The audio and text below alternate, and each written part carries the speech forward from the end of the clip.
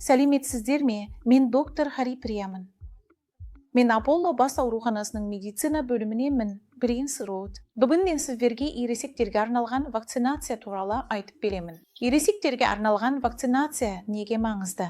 Ересектерге арналған вакциналар біріншіден өлім-жітімнің алдын алады, ауруханаға жатқызуды азайтады және елдің денсаулық сақтау шығындарын төмендетеді. Ендеше тұмауға қарсы вакциналардан бастайық. Тұмауға қарсы вакциналарды біз ересектер жыл сайын күз мезгілінде алуымыз керек.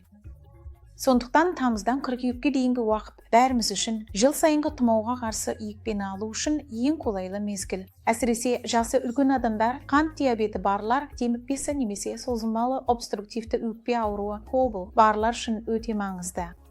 Осы аталған жағдайлардың барлығында тұмауға қарсы вакцина міндетті түрде салынуы керек. Енді басқа қандай вакциналар бар?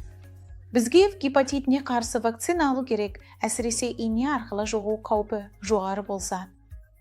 Қызылша, қызамық, паротит, және желшешекке қарсы вакциналардан маңызды, себебі оларда көмектеседі. Жасы ұлғайған сайын желшешекпен ауырсаңыз, бұл біріншіден сыртқы келбетіңізге әсер етуі мүмкін. Екіншіден, иммунитеті әлсіз адамдар үшін өлімге әкелуі де ықтимал.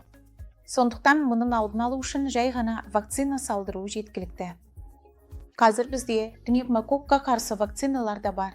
Бұл вакциналардың екі түрі бар, және егер сізде демікпе, немесе иммунитет тапшылығы болса, пневмококтық пневмонияның алдын алу үшін міндетті түрде салдыру керек. Сондай-ақ белдеме теміректерге опоясывающий лишай қарсы жаңа вакцина бар, ол шеңбірек деп аталады, және бұл вакцинаны 65 жастан асқан барлық ересектер салдыруы керек.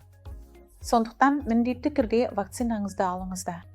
Дәрігерге барып көрініңіздер, мен сіздерге вакцинация бойынша көмектесуге асыға күтемін.